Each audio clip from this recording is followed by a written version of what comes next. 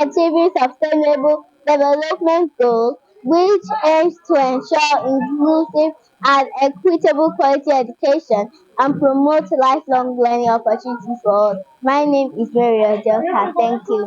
The International Day of Education is celebrated annually on January 24th. My name is Victor Negi. This year, the day is celebrated under specific theme, addressing current global educational priorities and challenges. My name is Destiny Harrison. The day raises awareness of challenges such as lack of access to quality education for over 244 million children and youth worldwide. My name is Victor Moses. Thank you. Education is recognized as the key to addressing change like gender inequality.